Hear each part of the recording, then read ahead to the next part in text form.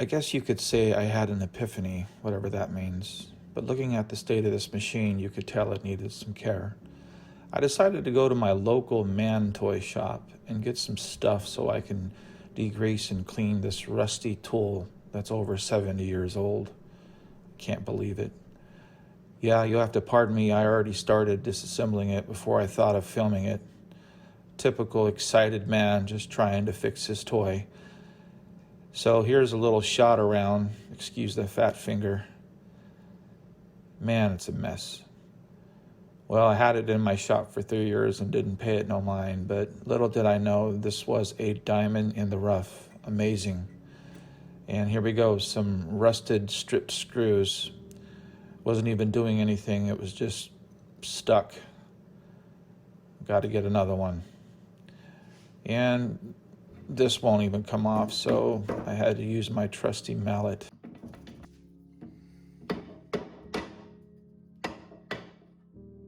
Man, look at this thing. This is bad, rusty. 75 years worth of rust or so.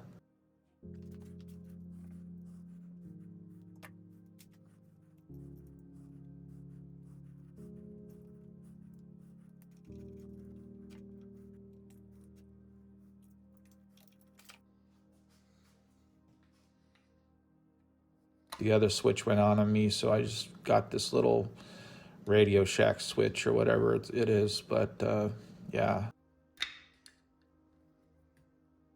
I went ahead and bought me a nice switch. Should be here any day.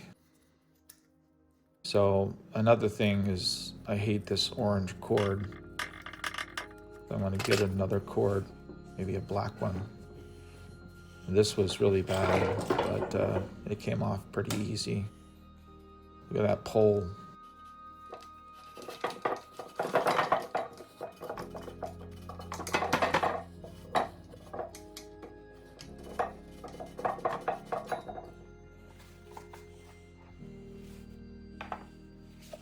Another thing about this build is that it had lead paint, so I had to make sure I wore gloves. As you can see, I'm wearing my man paws, not even thinking yet.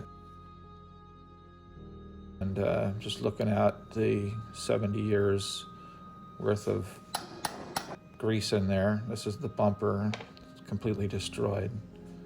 Got to get another one. Decided to mount this upside down so I could take the top front pulley off. Looks good still. And I got to get this top pulley assembly here.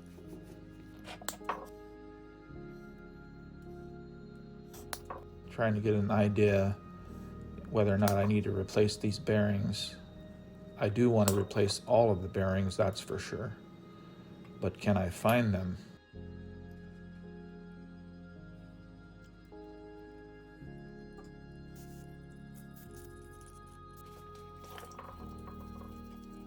WD-40, your trusted friend. Don't know if this is the wisest thing to use on this, but it sure did work.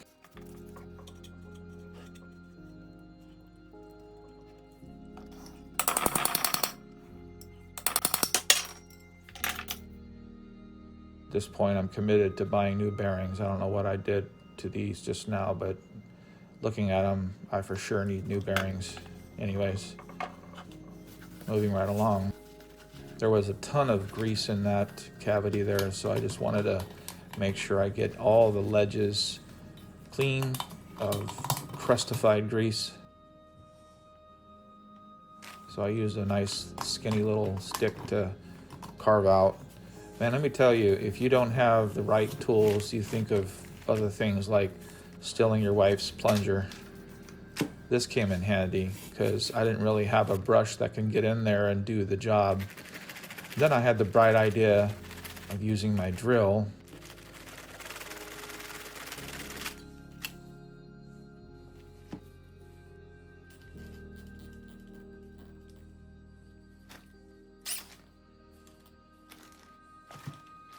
Just got to cut it down a little shorter.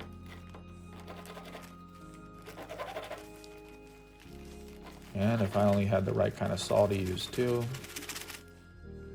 but it worked.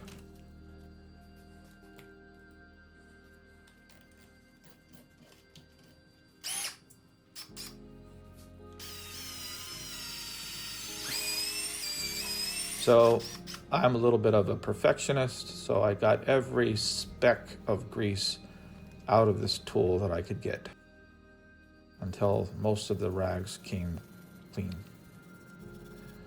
And I just wanted to clean up this top piece here before I continued. You like my flash skills? So here's the column cavity here, just cleaning that out.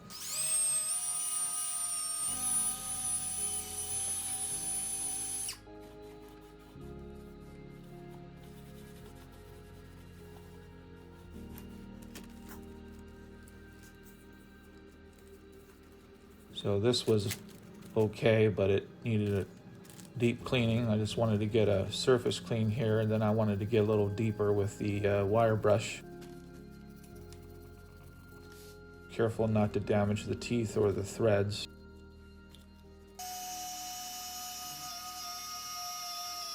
This quill is pretty tough, so it'll take a little bit of the bruising here, trying to clean up all this grease and rust. Let me tell you, the Dremel came in handy with this. I don't think I would have done as good of a job without it.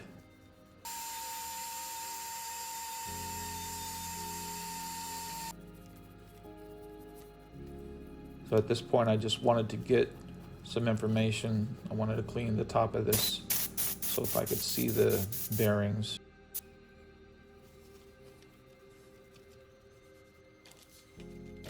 Bearings work, but again, I don't know how old they are, and while I have everything apart, I might as well just get some new ones.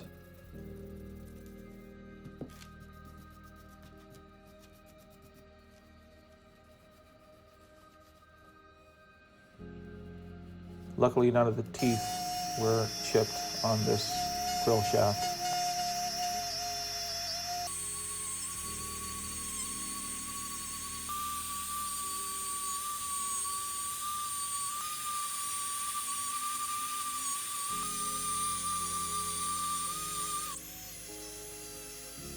Could have used a nice heavy-duty wheel brush, but I wanted to be a little careful.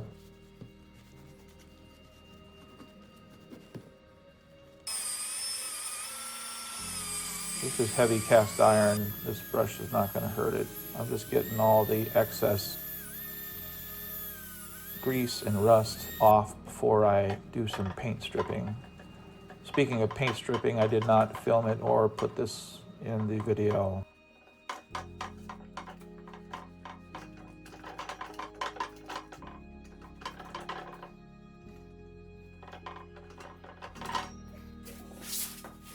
So I decided to get the column off of the base, and unfortunately I wasn't successful. I tried and I tried, as you're going to see, but it was stuck.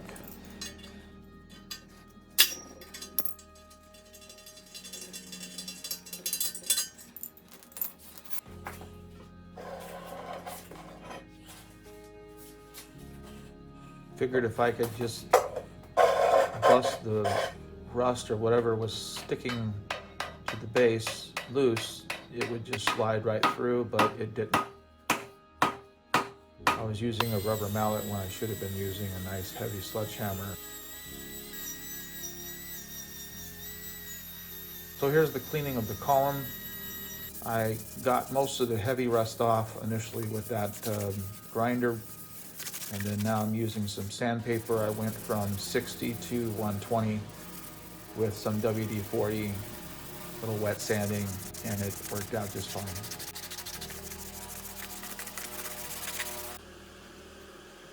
Just degreasing the base now, and I'm gonna go ahead and start getting the rust and grime before I do some paint stripper.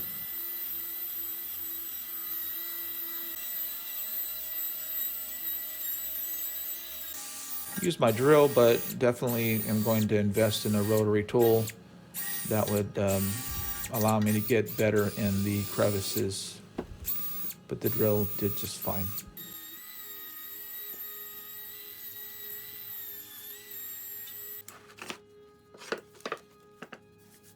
So here's the table. It's been through some wars here, got some holes, but it's not too bad. I've seen worse.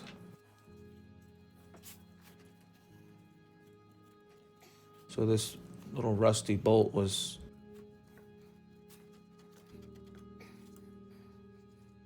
that's the 90-degree set shaft there, and this rusty bolt was being stubborn, so I had to convince it to come out.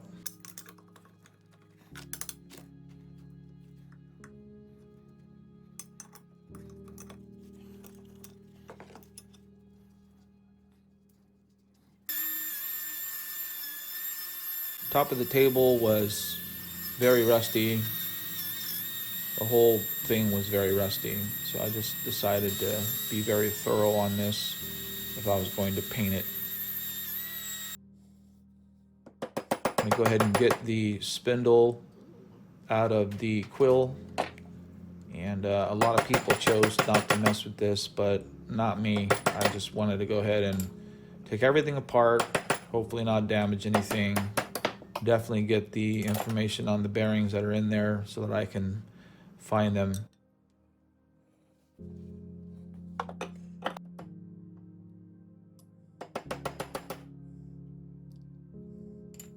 Somewhere along the line, I'm definitely going to get me a press.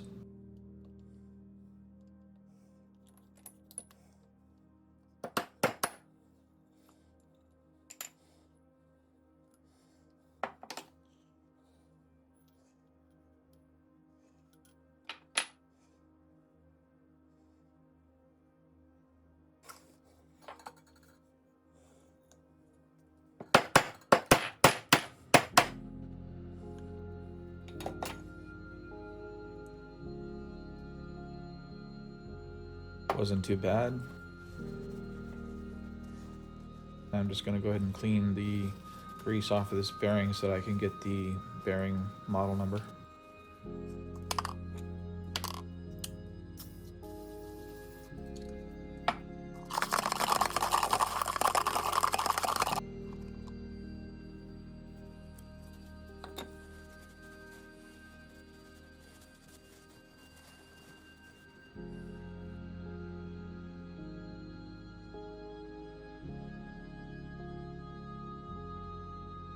Got it.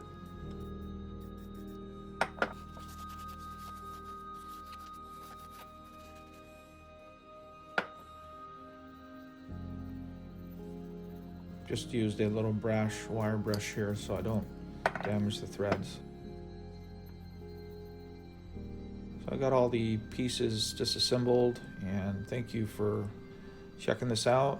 Be sure to tune in for part 2. We'll be giving everything a thorough clean and going to prep for painting. Thanks for watching.